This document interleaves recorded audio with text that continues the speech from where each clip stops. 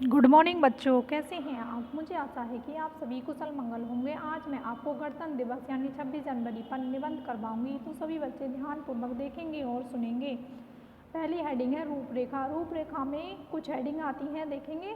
प्रस्तावना नंबर 1 है। नंबर 2 गणतंत्र दिवस 26 जनवरी को ही क्यों। नंबर 3 है गणतंत्र कब और कैसे। नंबर 4 है पर्व से लाभ हानि। नंबर 5 है उपसंहार।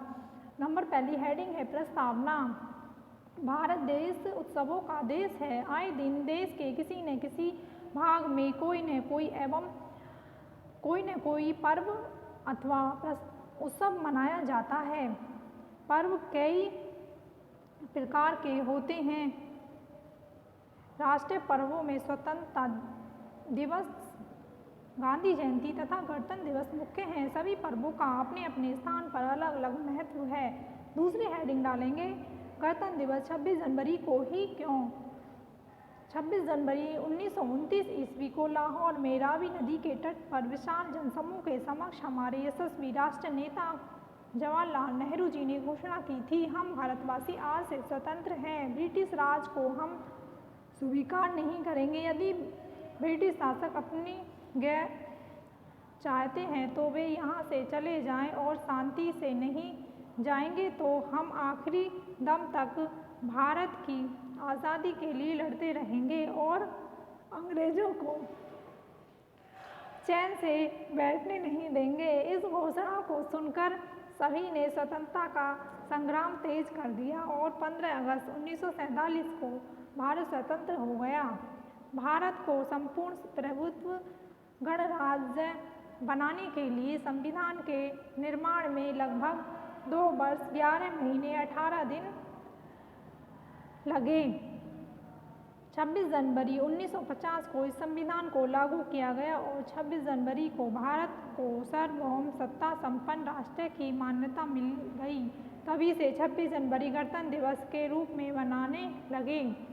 अगला हेडिंग है गणतंत्र कब और कैसे। स्वतंत्रता दिवस की अपेक्षा गणतंत्र दिवस का अधिक महत्व है, क्योंकि इस दिन भारत को पूर्ण स्वतंत्रता मिली। 15 अगस्त 1947 को स्वतंत्रता मिली जरूर, परंतु अंग्रेजी कानून बदस्तूर चलता रहा और फिर 25 जनवरी सन 1950 की मध्य रात्रि को देश पूर्ण स्वतंत्र राष्ट्र घोषित हुआ। उसी दिन अर्थात 26 जनवरी को सूरज की पहली किरण के साथ गवर्नर जनरल के स्थान पर राष्ट्रपति नियुक्त हुए। भगत सिंह, राजगुरु, चंद्रशेखर, बटुकेश्वर दत्त, लाला लाजपत राय, स्वतंत्रता सेनानियों का स्वप्न साकार हुआ और भारत को संप्रभु के साथ साथ धर्मनिरपेक्ष राज्य घोषित किया गया। गणतंत्र दिवस हमारे प्रमुख राष्ट्रीय पर्वों में से एक है। इसे संपूर्ण संसार में फैले भारतीय लोग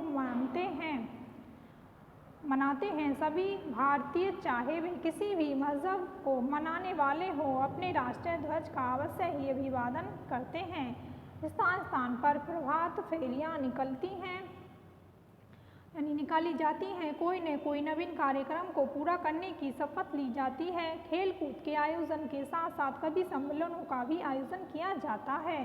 26 जनवरी एक बहुत ही महत्वपूर्ण पर्व है जो राजपथ दिल्ली में एक भव्य समारोह के रूप में मनाया जाता है। देश के कोने कोने से लेकर भीषण सर्दी के बावजूद 25 तारीख की मध्य रात्रि से ही लाल किले से लेकर राष्ट्रपति भवन तक एकत्रित होना शुरू हो जाते हैं।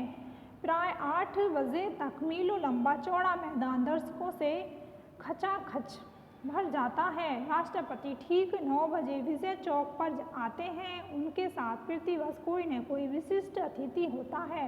राष्ट्रपति का यहाँ प्रधानमंत्री, उपराष्ट्रपति, सेना के तीनों अध्यक्ष स्वागत करते हैं। स्वागत में राष्ट्रपति को 21 तोपों की सलामी दी जाती है। राष्ट्रपति के झंडा फहराने के साथ ही तोपें गरज उठती हैं और जनगण मन राष्ट्रीय गान के साथ यह उत्सव प्रारंभ हो जाता है। पहले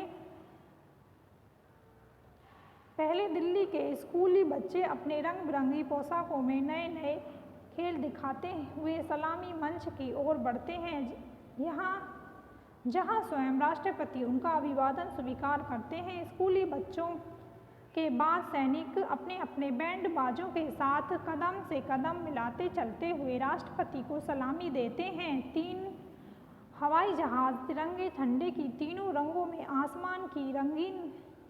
आसमान को रंगीन बना देते हैं। सेना अपने नवीनतम अस्त्र शस्त्र प्रतीकों का प्रदर्शन करते हैं। उसके उपरांत सभी प्रदेश अपनी कला का प्रदर्शन करते हैं। वे प्राकृतिक दृश्य संस्कृति के बारे में ज्ञान कराते हैं।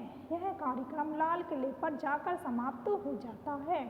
अगली हेडिंग है पर्व से लाभ। इस दिन धनी निर्धन बाल वृद्ध नर नारी सबका मन हर्षोल्लास से भर जाता है। हिमालय की चोटियों से लेकर कन्याकुमारी की लहरों तक और एलिफेंटा की गुफाओं से आसाम की पहाड़ियों तक यह पर्व मनाया जाता है। प्रत्येक सरकारी और बड़े बड़े प्रतिष्ठानों की इमारतें बिजली के रंग बिरंगे बल्बों से बड़े सुरुचिपूर्ण ढंग से सजाई जाती हैं। अगला हेडिंग है लास्ट उपसंहार। 26 जनवरी राष्ट्रीय एकता का पर्व है। इस दिन लोग अपने आपसी बैर को भुलाकर देशभक्ति की कसम खाते हैं और दुश्मन भी दोस्तों की भांति मिलते हैं। भारत का भविष्य उज्जवल से उज्जवलतम हो, इसके लिए हम सबको प्रयत्नशील रहना चाहिए। आज के लिए इतना ही। ये आपका 26 जनवरी का निबंध हुआ। आज ये आपको अपनी नोटबुक पे करना है और याद भी करना है। आज के लिए इतना ही। धन्यवाद।